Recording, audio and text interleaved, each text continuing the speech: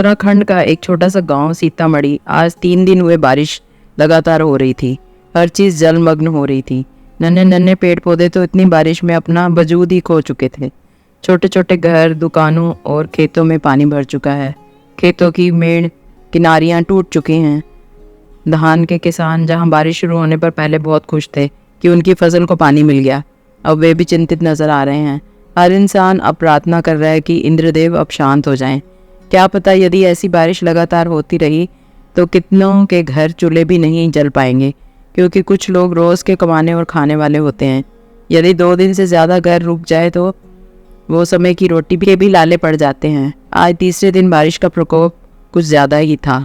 सभी अपने अपने घर में छुपे बैठे हैं कि तभी खबर आती है गांव के साहूकार लाला विष्णुदत्त नहीं रहे। थोड़ी ही देर में यह खबर गांव में जंगल की आग की तरह फैल जाती है। सब एकदम हक्का बक्का है कि अचानक लाला जी को क्या हुआ। कल तक तो अच्छे भले थे। अब बारिश भी आहिस्ता आहिस्ता थम थम कर रुक रही है। घरों और मकानों में भरा हुआ पानी धीरे धीरे अपना रास्ता बना रहा है, पर गांव में लगभग सभी सड़कें कच्ची हैं और मिट्टी को इतना पानी मिल चुका है कि यदि धरती पर पाँव रखो तो एक हाथ भर तो मिट्टी में पाँव धंस ही जाता है।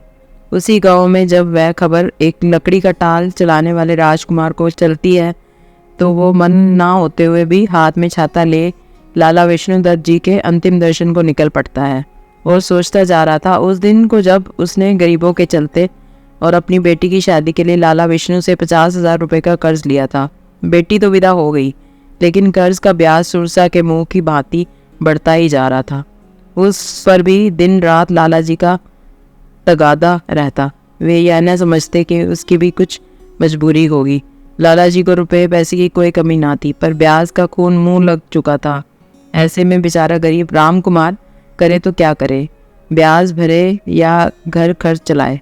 एक दिन तंग आकर उसने अपना छोटा सा पुश्तैनी घर बेचकर लाला जी के 50,000 रुपये चुका दिए। वो घर से जिससे उसकी पत्नी और उसकी बेटी की ना जाने कितनी यादें जुड़ी थी।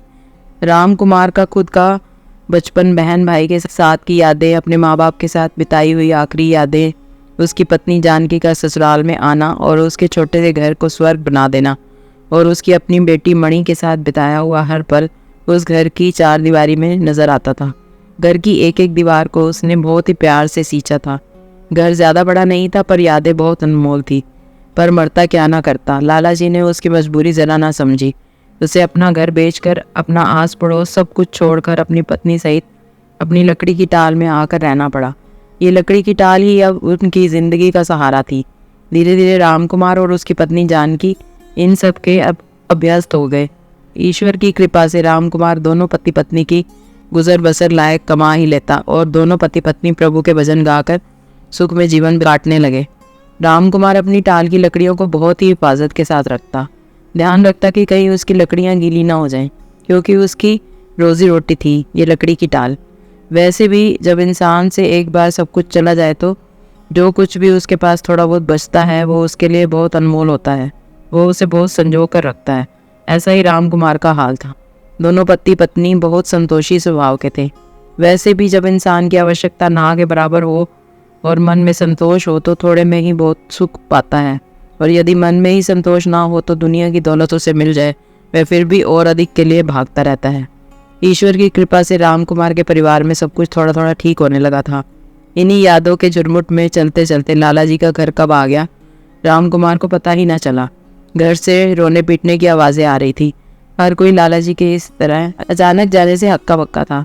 लाखों की जायदाद, रुपया पैसा था, लेकिन अंतिम समय कुछ काम ना आ सका। डॉक्टर भी ना बुला पाए। सब कुछ यही धरा रह गया, क्योंकि मृत्यु तो एक अंतिम सत्य है।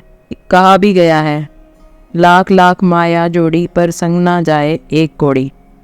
यानी इंसान जो है पूरी ज़िंदगी कमाता रहता है, बस 99-100 के चक्कर में ही लगा रहता है, पूरी ज़िंदगी इसी में निकाल देता है। पर मृत्यु तो एक दिन सबको आनी है, यह शाश्वत सत्य है। ना कोई संग आया है, ना ही कोई संग जाएगा। बस इंसान के कर्म ही उसके साथ जाएंगे। यहाँ भी देखो ना, क्या लाला जी के पास कोई कमी थी? नहीं, कोई कमी नहीं थी। आलीशान घर था, नौकर चाकर थे, रुपया पैसा था, ऐशो आराम का हर सामान था। पर नहीं थी तो लाला जी के दिल में छोटे तबकों के लोगों के प्रति दया, ज़रूरतमंद के प्रति करुणा भाव नहीं था। बस पूरी ज़िंदगी पैसे के ही चक्कर में लगे रहे लाला जी। गरीबों की मजबूरी का फ़ायदा उठाकर उनसे मोटा ब्याज ले लेकर अपनी तिजोरी का वज़न बढ़ाते रहे। कभी यह नहीं सोचा कि गरीब को कितना मुश्किल होता होगा इतना मोटा ब्याज देना। राम कुमार ने भी लाला जी के अंतिम दर्शन किए और वहीं एक तरफ बैठ गया। तभी वहाँ किसी ने बताया कि लगातार बारिश होने की वजह से कहीं भी चिता के लिए सूखी लकड़ी का इंतज़ाम नहीं हो पा रहा है। सारे गांव भर में किसी के यहाँ सूखी लकड़ी नहीं मिली। तभी लाला जी के मुनीम जी ने राम कुमार की ओर देखा और पूछा, क्या रे राम कुमार, क्या तेरे पास लकड़ी का इंतज़ाम हो पाएगा? राम कुमार ने हाँ कर दी और तुरंत लकड़ियों का इंतज़ाम कर दिया। आज लाला जी उसी राम कुमार की सूखी लकड़ियों की बदौलत अपनी अंतिम यात्रा पर निकले थे, जिसका जीते जी वो 2 कौड़ी का ब्याज भी माफ़ ना कर सके। जब मुनीम जी ने राम कुमार को पैसे देने चाहे तो राम कुमार ने पैसे लेने से साफ इनकार कर दिया और मन ही मन ईश्वर को धन्यवाद कहा और सोचा कि चलो आज ईश्वर ने लाला जी के ब्याज से मुझे मुक्ति दिला दी और मैंने ब्याज का भी ब्याज चुका दिया।